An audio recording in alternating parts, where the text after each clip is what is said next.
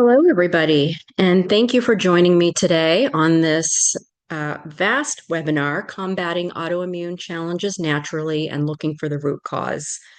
This is, like I said, a very vast topic, and I'm going to try to get through as much information I can in a short period of time, with some of the main focuses really being on what is autoimmune disease, how does it occur, and possibly why does it occur, what are some of the root causes, what the functional medicine approach is to treating or combating these autoimmune challenges. And hopefully, you'll walk away tonight with some tips and tricks on some things you can already get started. Okay, so thank you. Let me start by introducing myself. I'm Dr. Sushma Hirani. I practice functional medicine and have been the medical director at Rose Wellness for many, many years now, more than I wish to count. But I really, really enjoy what I do and really love to see people changing their health and healing from inside out. It's a beautiful feeling. So let's get started. All right. So we'll start with the basics. What is the immune system? Well, the overall function of our immune system, as most of you probably already know, is to prevent or limit infection. A healthy immune system is essential for normal growth and development and for longevity. A century ago, if we got pneumonia or a sore throat or even just a paper cut, sometimes, and our immune system really couldn't fight it, well, the death was the outcome, right? Now, of course, we have antibiotics as a backup option if our immune system doesn't work. So the immune system is very smart. A healthy immune system can distinguish between normal and abnormal cells. If your immune system is underactive, well, it can't activate a response against those abnormal intruder cells, and problems arise like infection. But on the flip side, if you have an overactive immune system where it's activated without any kind of a real threat, or if it's not turned off once that threat passes, then we get different problems like allergic reactions or autoimmune disease. Allergic reactions are kind of like this overreactive immune system against external factors, and autoimmune is an overreaction against our own body or internal factors. And that, of course, is our topic today. So, in autoimmune conditions, our cells lose the ability to clearly differentiate between a sense of self and non-self. It's like a case of mistaken identity, where our immune system attacks us instead of protecting us, leading to inflammation, damage, and autoimmune disease. Think like a security guard at a concert. They're checking tickets and they're only removing people who don't belong. Well, in an autoimmune condition, that security guard suddenly thinks that the audience is the intruders. And now they start kicking out or fighting the very people they're supposed to protect, similar to our immune system in an autoimmune condition. An autoimmune condition can affect any part of the body, and it can be pretty variable in its severity, from mild to quite severe. So, what happens? Well, if a harmful substance enters our body, such as bacteria, viruses, toxins, cancer cells, blood, and tissue from elsewhere, these are known as antigens. When they enter, the B cells of our immune system start to produce something called antibodies against these foreign invaders that enable it to destroy them. Like you can see in the cartoon there, Ned on the left side has an antibody attached to him. Antibodies typically look like upside down Ys, which go and stick on. They're the signal to that foreign, on the foreign invader to alert other immune cells. The immune system is very complex. And obviously, I'm not going to talk about all of it today, but there's a couple areas which I think it's helpful to understand. So we have three basic types of immune cells. Let's look at the helper T cell on this slide. It's like the command center of our immune system, or the team leaders. They directly fight. They basically coordinate this entire immune response and tell other people what to do. They say, hey, send in the SWAT team, call backup, activate the alarm. They stimulate those B cells to make the antibodies, and they stimulate T cells to become active. Cells is like the weapons factory or the intelligence unit. They're actually making those antibodies or those targeted weapons. Those antibodies go and tag the invaders, kind of like wanted posters, telling everybody, hey, this is what the intruder looks like, go get them. This is actually a microscopic view of antibodies on an antigen. You can see kind of like little those Y shapes that we talked about. Then we get the cytotoxic T cells. This is like the SWAT team. They're the fighters. They go and destroy all these infected cells. Okay.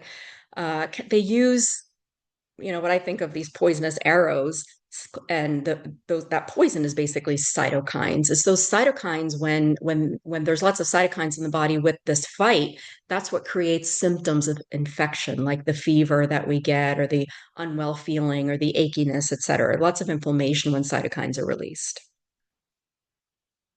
All right, now hopefully they've all done their job. The intruders are destroyed. We're all good to go. Finally, the T regulatory cells or Treg cells come in. They're kind of like the peacekeepers or internal affairs. They calm things down, they prevent any kind of an overreaction, and they stop the attack. They say, all right, no more threat. We're good now. We don't need to use any more force. Well, what happens in autoimmune disease? The whole system breaks down. Those helper T cells send the wrong signals. The B cells make antibodies against your own body. The cytotoxic T cells attack healthy tissue. And then the regulatory T cells are not able to stop all that chaos. So, again, going back to the security guard concert analogy, they're attacking the concert venue audience that they're supposed to protect instead. You can see on the left side, the immune cells attacking the bad guys. And on the right side, those same immune cells are confused, the mistaken identity. Now they're attacking those liver cells, in this case, causing autoimmune hepatitis. The root cause of most autoimmune conditions is the same as this overreactive immune system. Which tissue is being destroyed is what the representation of this particular autoimmune condition is going to be. Think of it like collateral damage. Look at some quick statistics here, because autoimmune diseases, when taken all together, are a huge health burden and a major US health crisis. 50 million Americans have at least one or more autoimmune disease, and that number keeps on rising. There's over 100 autoimmune diseases currently known, and about 75% of people with autoimmune disease are women. Autoimmune diseases are actually the top 10 killers of women under the age of 65. So this is quite significant. Autoimmune disease is also the fourth largest cause of disability among women in the United States. Now, autoimmune disease doesn't just suddenly come about. You don't wake up one day with autoimmune disease, or you suddenly wake up one day feeling poorly. It's usually a gradual process, as you can see here. There's stages of autoimmunity. This is really, in this situation, this is that phrase, prevention is the best medicine. That is really, really true in this particular situation, because if you can start to cause, or rather find those early signs of autoimmunity, you can already start to do something about it, prevent, and hopefully prevent the disease from ever even occurring if possible. Okay. Um, so in stage one, you can see there's a silent autoimmunity where you might see elevated antibodies. Remember those Y-shaped antibodies that we were talking about? The reason I make a big deal about that is because that's what we test in the bloodstream in order to diagnose autoimmune conditions. Now, I will tell you, there's a lot of autoimmune conditions we have where where we can't necessarily test the antibody, or you may get what's known as a false negative, where you have a particular autoimmune condition, but we're not able to pick up the antibody in the bloodstream. There's lots of reasons for that, but it's basically those antibodies that are being measured to diagnose. So in a stage one, we may have the antibodies, but we may not have any symptoms. And then in stage two, there's more symptoms, maybe some loss of function. Stage three, when you actually have the disease, significant symptoms, lab changes, significant dysfunction, as well as damage to the tissue or the organs. So that reactive immunity stage, that's where, it's just a lot of vague symptoms, as you can see here, a lot of common health complaints that become chronic. And unfortunately, these diseases take a while to get diagnosed because of the random and unspecific symptoms. They're mostly just hard to classify things like inflammation, pain, swelling, and just general misery, right? And again, if we really kind of understand our body and we start to recognize what it's trying to tell us, we may be able to pick this up and not only feel better and overcome the symptomatology, but again, preventive health. Before, the root cause of autoimmunity is the same, which is a kind of messed up immune system, right, as we spoke about, an overactive immune system. But the tissue that attacks is what represents the symptomatology you're going to get. right? So if it attacks the thyroid, you can get Hashimoto's. If it attacks the joints, that's rheumatoid arthritis. If it attacks the small intestine, celiac disease, and so on and so forth. Okay, there's multiple autoimmune conditions. So, when we do treat autoimmune conditions in functional medicine, we don't only want to treat that root cause at the immune system level, but we also want to treat the end organ damage. It's important to make sure we're treating both sides of the fence. All right. All right. So, what is the treatment in conventional medicine? Well, typically it's using immune suppressant medications or anti inflammatories. And of course, they can be helpful. They can be life saving. They can help people get their life back and very necessary in some people, perhaps. Okay. But they have their own side effect profiles and a lot of times are not well tolerated. And because these are immune suppressants and they're suppressing your immune system, keep in mind it can be the opposite too, where now you have an increased risk of infections, illnesses, cancer, etc. Okay. Functional medicine provides a different type of a treatment where we're actually looking for the root cause. The way I would describe that is suppose you're standing on a thumbtack. Well, you're going to be in a lot of pain, right? Well, there's two things we can do. We can take a bunch of Advil or pain medicine to try to help with the pain of the thumbtack, or we can pull the thumbtack out. Now, we might still need pain medicine temporarily, but that's not what's going to treat it, right? So, similarly, with with autoimmune disease, I kind of think about it as a bunch of different thumbtacks. It could be one thumbtack, it could be five different thumbtacks that are in your body. Our job as functional medicine detectives is to go and find those thumbtacks. What are those root causes and pull them out? You've all seen the commercials on TV with the medications where they go on and on about all the list of side effects. So, again, in functional medicine, the focus is on finding the imbalance in the immune system instead of suppressing it. All right. You can see that there's so many different root causes and risk factors. The slide almost looks overwhelming. I'm sure most of you are looking at this going, what? How can I, prevent all of this stuff? That's not all of this that's causing it. Okay. There is no one size fits all. It's going to look different for everybody. Um, 10 people with autoimmune hypothyroidism may have 10 different reasons that it occurred. Okay. So, for example, let's look at this side, a tale of two cases. Isabella has an autoimmune condition, but in her case, the cause is poor gut health. And the drivers of that or the triggers are food sensitivities and stress. Well, in her case, the treatment was a gut healing protocol, elimination diet, stress management, and she was able to fix her autoimmune condition. For Christine, who maybe also has the same autoimmune condition, in her case, the cause was a viral infection. And the drivers or triggers were high sugar intake and poor detox capability.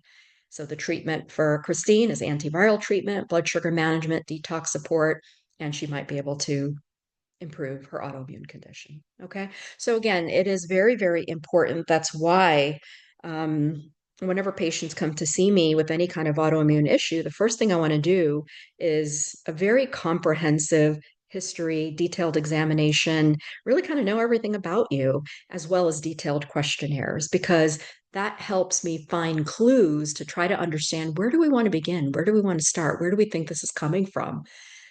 Before you developed this autoimmune condition, what happened? Did you have some sort of a virus? Did you have an acute stressful event? Did you have an injury? What happened? So, Dr. Fasano in a 2009 study suggested that three things must be present for an autoimmune condition to develop: a genetic predisposition or some sort of a family history, a trigger. That trigger could be a stress, infection, toxin, and leaky gut. All right. In fact, if you have an autoimmune disease, you most likely do have leaky gut, even if your autoimmune condition is not gut related, and even if you don't have digestive symptoms. Okay. In fact, leaky gut's almost always involved, and we will talk more about what that is and how it's involved. So that being said, some of the most common causes are kind of these five categories that we see over here. Okay. We talked about the leaky gut and then the triggers. So, triggers could be dietary, toxin, infection, stress, etc. I do point out over here, well, as it shows on the bottom of the slide, studies show that genetic predisposition accounts for 30% of autoimmune diseases. But really, the rest, now we know more that the rest, 70%, are due to environmental factors. Okay. And I also want to point out here when we're treating autoimmune condition, the goal is almost never cure. It's very hard to cure an autoimmune condition, whether you're using medication or whether you're doing the functional medicine approach. Okay. Once you have it, you kind of almost always have it. Now, what we do try to really do is send you into remission, right? Where that immune system is not overreactive anymore, not causing all that damage and progression, remission. But that doesn't mean that some sort of a future trigger is not going to bring it about again. That being said, again, as we work through this, we also work on improving the body resilience and health overall. Because once you're more resilient, that same trigger may not be problematic in the future. So, a more realistic goal when we're dealing with autoimmune conditions is to reduce frequency and severity of flares, as well as reduce symptoms, improve quality of life, and reduce the progression of disease. That's very, very important. Okay. And again, as already said before, the best treatment is prevention during the autoimmune reactivity phase. I do take a moment to say that you all will be getting a recording of this. I know I'm going a little bit quickly, but you can watch it at your own convenience and really kind of look through the slides, at your own convenient time at any point. Also, at the end of this, we will be dedicating some time to some question and answers. Please feel free, as questions come about, feel free to type those questions into the chat box. And then at the end, I will go over and try to address everybody's questions as much as possible. So let's go through these five things. Number one, intestinal permeability or leaky gut. So the medical term is called intestinal permeability, layman's term, leaky gut. All right. So what is this? As you can see in the picture there on the left side, we have a healthy digestive tract. This is the lining of our intestine. As you all know, our intestine holds a lot of waste and junk and toxins, right? And that stuff should come out of the body. All right. And therefore, the integrity of that gut wall barrier needs to be really, really good. Okay. So on the left side there, a healthy digestive tract only allows the good stuff like vitamins, minerals, nutrients to leak, to come through that lining into the bloodstream. And the bloodstream, of course, circulates those nutrients to the rest of the body. Okay. And the healthy lining also keeps out the bad stuff like toxins, fungi, parasites, undigested food particles, waste products. It wants to keep all of that out of your bloodstream with that barrier. Okay. When cell lining in the wall of the small intestine becomes damaged, as you can see on the right side there, that's when we develop this intestinal permeability or leaky gut. What holds it together are tight junctions. All right, when those tight junctions get disintegrated, we've got all those holes. Now, all those bad things are kind of leaking through. Now, 70% of our immune system is right in our gut. All right. So when all those bad guys are leaking through, our immune system is going, whoa, what are all these bad guys? They don't belong. Shoot, attack, destroy, right? We're triggering an immune system attack. And if that continues or if it's chronic, it kind of sets off these waves of attacks. And eventually the body's own tissue become victim to the long-term inflammation and autoimmune process. Now, these are some common culprits of gut lining damage. You can see a lot of things that we recognize. Is all of this the cause for everybody? No, but we need to find what the cause is for you. But generally speaking, of course, basic principle of functional medicine is keep away the things that don't belong in your body and put into your body the things that do belong, right? So similarly, we have a lot of different things over here, as you can see on the slide, that can actually contribute to gut lining damage. All right. There's common medications that cause leaky gut too. All right. Long-term acid reflux medications, long-term pain, chronic pain medicines can do that as well. It's the little leaky gut cartoon there. All right. Number two, infection. So chronic infections like parasites, mold, bacteria, viruses, Lyme, these are frequently found in connection with autoimmunity. What do? They go and trigger the development of an autoimmune condition. One, because the immune system gets activated, but also two, through a process called molecular mimicry. And we'll look at that in just a moment. Now, if you already have autoimmune condition due to other reasons, an infection can come in and worsen that as well, okay, or causing a flare. And now there are many infections that remain dormant in the body for many years and come about in times of stress. The most commonly one known for that would be For example, the herpes virus, right? Cold sores. We know that that gets triggered during times of stress. So, what is molecular mimicry? This is a case of mistaken identity. All right. So, as you can see, number one there, in this particular example, the Streptococcus pyogenes, which is a strep throat bacteria, comes in to a person and infects that person. All right. That person's immune system starts to make those cytotoxic T cells and starts to make antibodies against the M protein of that Streptococcus. Well, guess what? Our heart muscle, okay, also has an M protein that looks very, very similar to that same Streptococcus bacteria. So our immune system gets confused. It goes, whoa, okay, well, I see the strep bacteria. I'm going to fight it. But you know what? I see a very similar looking structure in the heart. I'm going to fight that too. So now we start to attack that target tissue in the body. And that's why, strep infections can be associated with an autoimmune condition known as rheumatic heart disease. Now, these days we have antibiotics. Usually we treat strep, so we don't see rheumatic heart disease as often, but it used to be much more common in the past. A very, very popular one is the analogy or the molecular mimicry between gluten and Hashimoto's autoimmune. Did you know that the molecular structure of the thyroid tissue is very similar to the molecular structure of gluten? You can see on the right side there, see the gluten, and then you see the thyroid tissue.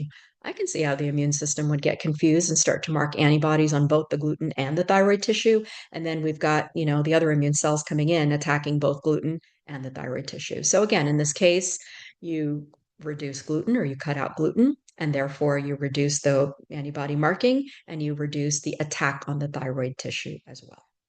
Okay, so root cause in that particular case or person. All right, then we also have a large part of our body called the microbiome, where we have trillions of bacteria and other microbes. Believe it or not, within our own bodies, they outnumber human cells by 10 to 1. We actually have more microbes than we have human cells. This microbiome communicates with and trains our immune and nervous system. As Dr. Murray mentioned at Mayo Clinic researcher, he said we have developed with them from the time we're born. That's why what happens at birth injuries also plays a very big role with our immune system and with our nervous system. Okay. So while they're developing, they're actually helping to mature our immune system, particularly in the gut, but really throughout the rest of our body. Through the microbiome, information is extracted from food, the immune system is regulated, inflammation is controlled, and communication pathways are restored. All right. And many, many studies in animals and humans have shown that changes in our microbiome have been linked to autoimmune conditions. So, what are these? Within this microbiome, 80% of our bacteria should be good bacteria, friendly bacteria, also known as probiotics. And about 20% are just kind of other bacteria. And if those other bacteria overgrow, then they become bad. As you can see on the slide, the good bacteria do a lot of good things. They help keep things clean and they also keep out the bad bacteria, kind of like an army. If the bad bacteria overgrow, they become opportunistic. They create or release their own toxins that leak through that gut lining or damage that gut lining, and again can contribute to immune system attack. Okay, and result in autoimmunity. It's very important to have the right amount of the right kind of bacteria in the gut. When we have an imbalance in that amount, the whole 80-20 balance, then we tend to develop increased inflammation and immune dysregulation. So, can we impact our microbiome? Absolutely, we can through diet, lifestyle, supplements, and various other things. Stress can also affect our microbiome. All right. Number three is diet. So, food, medicine, or poison. Your immune system responds to what you eat every single day. Food is not just calories, it's instructions for your immune system. Okay. The right foods say, hey, relax, immune system, we're safe, we're good, we're being processed, we're giving you nutrients so that you can heal, so that you can develop appropriately. And the wrong foods say, immune system goes, whoa, all this wrong stuff, attack, destroy, attack everything. Okay. So in autoimmune health, Food isn't neutral, it's information. Now, of course, we talk about eating healthy in general, and of course, that's a good thing in general, but I'm not just talking about eating generally healthy. I'm talking about using food as medicine, using specific foods to alter our microbiome, to heal the gut lining, and to calm down our immune system. Okay. The same food in a different body, we can have a different response. You've heard one person's in one person food is medicine, and in the other person that same food is poison. All right. And part of the reason we may see something like that is something known as food sensitivities. You've all heard the phrase, an apple a day keeps the doctor away. It does do that because it's got a lot of good stuff in it. It has polyphenols and fiber and minerals and it's iron and all that sort of stuff. But what if your immune system doesn't like that apple? What if your immune system is sensitive to that apple? Well, if you keep eating that apple daily, it's going to bring you closer to the doctor, right? Because your immune system is fighting it, it's attacking it, it's setting up that whole immune response that we spoke about, creating inflammation, damage to the gut lining, et cetera, et cetera. Okay. So it's very helpful to know if we have food sensitivities, if we have any kind of an overactive immune response. Frequently, food sensitivities can cause digestive symptoms, but it's also important to understand that it's very common to have symptoms outside of the digestive tract, as seen on this slide: fatigue, sleep issues, even mood disorders, brain fog, joint pain, etc. Sometimes food sensitivities can be hard to identify because it might not happen right away. I might eat that milk. I might drink milk today, but I might not have a reaction to it until 3 days later. That's known as delayed sensitivities. So how do you know if you have food sensitivities? Well, you can do testing where you could look at immune system reactions to different foods. It could be a finger prick test, it could be a blood test. This is different from food allergies. Okay, very, very different. This is more, again, your immune system reacting to foods, or your gut, reacting to that food in a negative way. The other way you can look for food sensitivities is through an elimination diet, where you remove the most common food sensitivities from your diet for 3 to 4 weeks and slowly bring them back in a very systematic way and kind of analyze, all right, how am I reacting to different foods? Okay. If you have uncommon foods like apple, again, that you're reactive to, then you may not be able to tell through an elimination diet. In that case, the testing might be a little bit easier. I wanted to dedicate a whole slide to gluten intolerance because this is a very, very common food intolerance, especially an autoimmune condition. As you can see on the slide, more than 55 diseases have been linked to gluten. Okay. 99% of people who have a gluten intolerance are never diagnosed. They don't even realize that they have it. And about 15% of the population is gluten intolerant. Again, even with gluten, it's not just digestive symptoms. Sure, you can get digestive symptoms with gluten intolerance, but more commonly, you get systemic symptoms because, again, remember, this immune response is creating inflammation in the body, and that inflammation also spreads across the body. So, depending on where that toxin and inflammation is spreading, that's where you're going to get the symptoms. So, headache, brain fog, fatigue, and of course, autoimmune conditions, depression, anxiety, even ADD. So, gluten-free bread only, the duck says. These are a couple more slides. I'm not going to go over all the details of these, but these are some tips and tricks and just information on, using food as medicine. Please feel free to look through all of this later on and try to implement as many of these things as you feel is appropriate to you. So I have food allergies. What's good that doesn't have food in it? All right. 5R program for gut health. This is a very common program that functional medicine practitioners use. As you can see with the 5Rs, the first R stands for remove those irritants, right? Look for the cause, look for the bacteria, the parasite, the yeast, the environmental toxins, whatever it is, the food intolerance, and remove those out. The second R stands for restore digestive function. If you're not making enough digestive enzymes to digest your food or stomach acid, you want to take that in through, again, certain lifestyle techniques or through supplements. You want to put back in good bacteria. If you don't have enough of those commensal important good bacteria, repopulate the gut with probiotics and probiotic rich foods. If you have damage to that digestive lining or the leaky gut, you want to repair that using a healing diet and supplements accordingly. And finally, the fifth R stands for rebalance your life, nutrition, hormones, lifestyle, stress reduction, etc. Now, how do you know if you have all of these things? Have to guess. It doesn't have to be overwhelming. We can test. There are multiple ways we can test for these things so we know precisely what's going on and go after this stuff in a very targeted way. This is just a sample test report of a stool test analysis looking at gut function and the microbiome. Okay.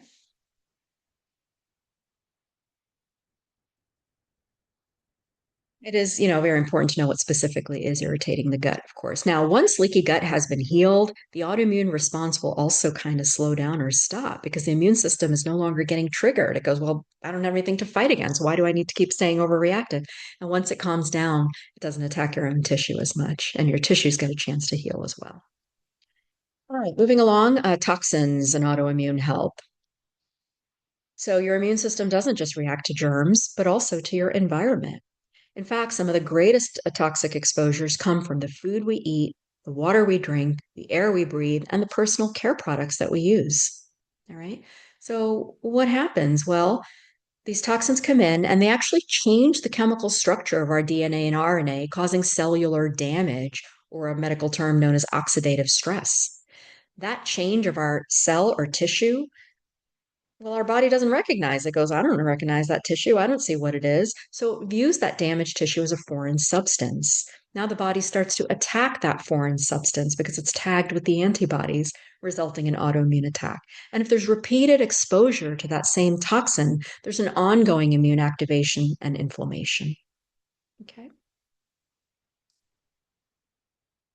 Um, Unfortunately, lots and lots of toxins in our environment. Over 80,000 chemicals have been introduced into our society since the 1900s, and only about 550 or maybe more now, the slide was, looked into a little bit a while ago, have been tested for safety. All right. So again, just more and more statistics on that side. Feel free to look at it. The point is, we live in a toxic world, toxic soup. You may have heard the term. Dr. Kerr, professor at Johns Hopkins, quoted, "There's no doubt that autoimmune diseases are on the rise and our increasing environmental exposure to toxins and chemicals is fueling this risk. The research is sound, the conclusions unassailable." And that's perhaps why we're seeing more and more autoimmune conditions these days, right? Because we are exposed to more environmental triggers. And that's one of the reasons why we're seeing cancer in younger and younger people too. Same reasons. Okay. Some more studies on different chemicals. I thought this was an interesting slide. An estimated 25% of Americans have some form of heavy metal poisoning. All right. And, this is just a study done showing the percentage of beauty products with heavy metals on some very, very common makeup. Okay. And this might explain one of the reasons women have more risk of autoimmune diseases because more of the skincare products and, makeup and that sort of thing as well. This is another great slide about a very common chemical, glyphosate, which is Roundup. All right. Look at that. You can see over here that when in this particular experiment, when they injected glyphosate, you can start to see the tight junctions, which are those green lines around the blue cells, kind of disintegrating. And within 16 minutes, a lot of those tight junctions were gone, leading to leaky gut. Okay. That's glyphosate, Roundup, which is sprayed in a lot of our food, unfortunately. This like the slide over here. Do you also eat with that mask on? Pesticides. Again, we can test. We believe it or not, our body can handle quite a bit of toxicity. It's not like, every toxin we're getting exposed to, we're breaking down. We can handle quite a bit. But then we all have our certain thresholds that could be genetically motivated. It could be just how much exposure you've had, how well you're detoxifying, et cetera, right? So again, we can test. So if you're one of those people that has a lot of glyphosate or BPA buildup, well, let's work on trying to remove it from the body and reducing the exposure wherever possible.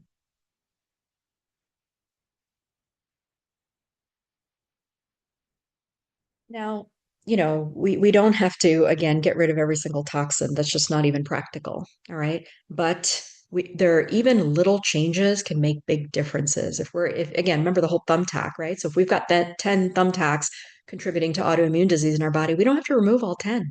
We can remove maybe 4 or 5, and we'll still see significant improvements, not only in our symptoms and the way we feel, but also reducing the progression of disease.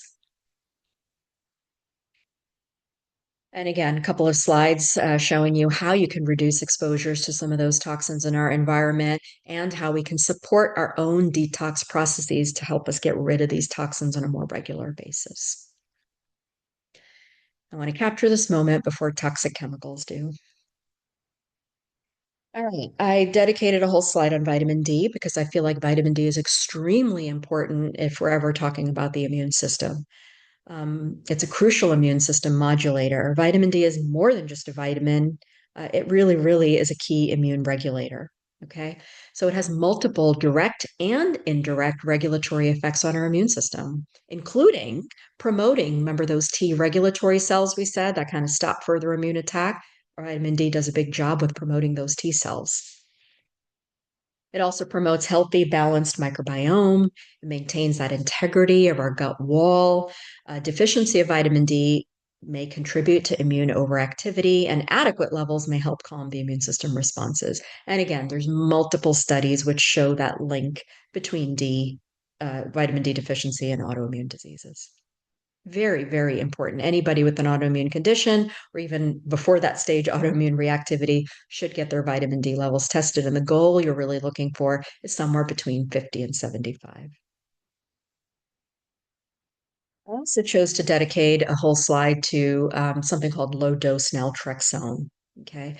Um, this is an off label medication that's being studied for immune regulation and inflammation, frequently used more commonly by functional medicine practitioners.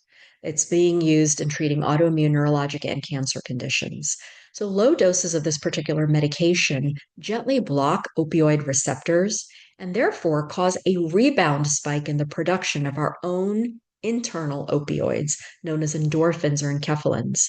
These particular internal opioids play a very big role in regulating our immune system. Very different from kind of the opioid, crisis that you hear about these days. These are our own internal opioids. Um, and they result in a variety of desirable actions, which include reducing signaling of those inflammatory substances, reduced nerve cell inflammation, and reduced autoimmune mediators. And the research does suggest benefit in multiple conditions. Okay. But like I said, it's still considered experimental, off label for autoimmune disease.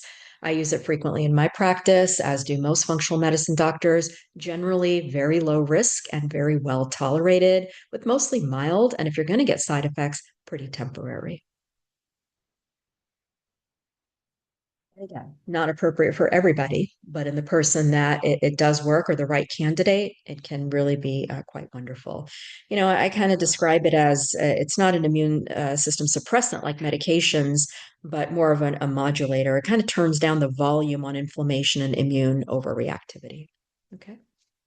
All right. Number 5, stress. Stress matters. Okay. Stress does not just affect your mind, it directly impacts your immune system. Okay. In fact, stressful events are very commonly triggers for autoimmunity. I always ask my patients, before they develop an autoimmune condition, what was going on and maybe the year before that. Okay. And frequently, there's going to be some sort of a stressful life event. Okay. Um, so why does stress affect autoimmunity? Well, it activates the stress response, which causes release of certain stress hormones like cortisol, adrenaline, and others. One of the things those hormones do is they reactivate dormant viruses, those viruses that have been asleep for a long time, they get reactivated suddenly. Okay. And then again, the immune system starts to attack. Also, these stress hormones go like cortisol damage the gut lining. They disrupt that bacterial balance, alter the microbiome. And chronic stress leads to something called HPA axis dysfunction, layman's term, adrenal fatigue, which is frequently associated with autoimmune conditions. So, how does cortisol, the stress hormone, affect autoimmunity? So healthy levels they help control inflammation. You've all heard of prednisone. What is prednisone? Prednisone is a very powerful man-made anti-inflammatory. Well, guess what? It's man-made cortisol, essentially. Okay, so cortisol is our own hormone, which has anti-inflammatory effects in the body. So yes, cortisol helps control inflammation. It does prevent the immune system from overreacting. Okay, and it supports proper immune timing and response. In somebody that's got chronic stress or high cortisol, the immune system actually becomes suppressed or dysregulated, increase infections. Okay. And that can actually cause chronic inflammation. In someone that's got low cortisol because of too much stress long term, now there's lack of control over that inflammation. The immune system becomes overreactive and again, higher risk of autoimmune flares. So chronic stress leads to this vicious cycle, as you can see there. It's kind of like the body stays in fight mode that reduces the cell's immune system's ability to turn off inflammation, right? Staying in that attack mode.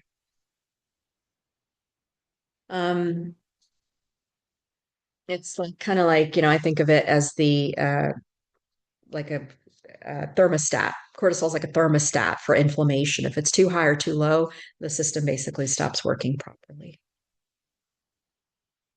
And again, we don't have to guess, we can test. All right. So we can do salivary or urinary cortisol testing and try to identify if stress is indeed playing a role in your particular situation and how that stress is affecting your body. Okay.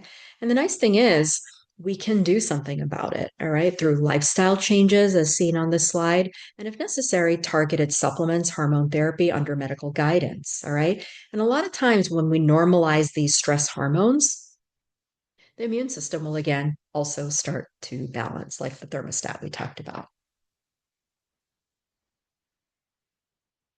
Most important part of stress is how we react to it. All right. Our body works better when we perceive a sense of control over our stress. Lots of studies being done which actually show that there's a difference between actual stress and perceived stress. So if you're not actually stressed, but you're just perceiving stress, that's going to create a lot of the same stuff. Okay. The tiger doesn't have to be in front of you. You just think the tiger's in front of you. So, yes, controlling that stress reduction techniques really does matter, makes a big, big difference. How much longer do I have before I have to change to a healthy lifestyle? So, want to say that that we this is a summary of a lot of steps that we talked about over here, all those different thumbtacks, again trying to identify which thumbtack is causing problems in you, right? That's where we put on our sort of detective, what I call medical detective ability, and really kind of look through this to understand what is going on, listening to the body, listening to your symptoms, using testing to guide us. And on the flip side, we don't have to do every test that's out there. Okay, we really, really got to understand the body, a very, very detailed history. But the testing can certainly make things easier once we start to hone in and identify, okay, where do we want to go with this? What are your symptoms suggesting? Suggesting a lot of gut related things? Is it suggesting a lot of toxin related things? Is stress a huge role, playing a huge role in your body? So that's where we can kind of use testing in a very targeted way to help us understand what actually is happening. Okay.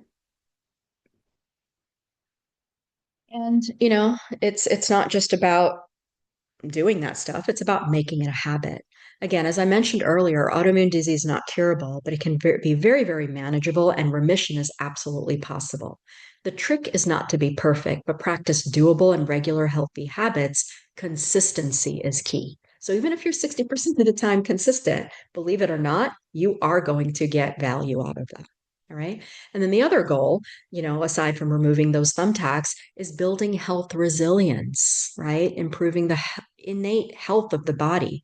Because once that balance has been restored, we want to maintain that balance regardless of future stressors. Resilience is the ability to go out into the world and bounce back when faced with the very same things that made you sick in the past. When we're resilient, we get sick less often and recover more quickly. Okay. The ultimate goal is to stay well rather than simply feel better when the body is unwell. So want to say, I mean, healing is possible even in this toxic world we live in. We don't have to control everything to improve our health. Believe it or not, our body has a natural, innate ability to heal and rebalance. It wants to heal. It's constantly doing all these things to try to heal. That's why if we get, say, a virus, right, we start coughing because our body is naturally trying to cough that bug out, or we start to develop mucus for the very same reason. It's trying to move it out, right? So our body has this ability to heal, and consistent changes can shift that immune system over time. Again, you don't need perfection, just progress. A lot of times, people with autoimmune disease, they come into me and they feel like their body is turned against them and I'm having all these miserable symptoms. I don't feel good.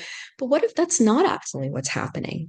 What if the immune system is not broken, but it's doing its job? It's responding to that stress, environment, internal imbalances. If you look from that perspective, those very same symptoms actually become signals. Instead of saying, well, how do we shut this down? We say, all right, what is the body trying to tell us? And then when we start addressing those root contributors, supporting the gut, reducing inflammation, the body begins to regulate itself. It's not perfect, it's not overnight, but it's meaningful. And again, the functional medicine approach is not a marathon.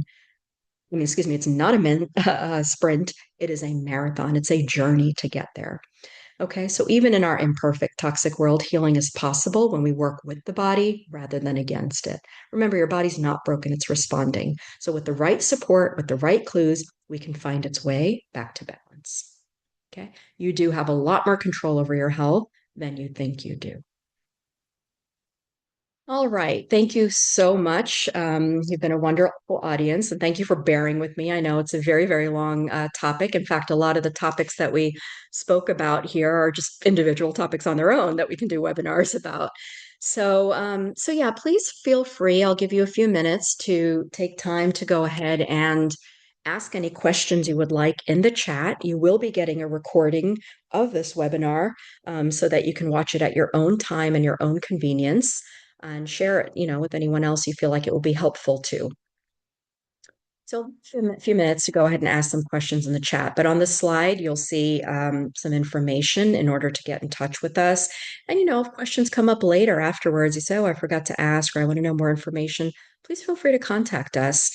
Our friendly staff is always available to kind of help you out and guide you and direct you in whatever path you choose to go in. Okay. I know autoimmune conditions can be a difficult thing to work with, but it is very healable. Um, and a lot of times I see people taking a very balanced approach where, you might need medication, but then you also want to do functional medicine, kind of work on the whole thing together to really get to that optimal state of health that you're looking for. Okay.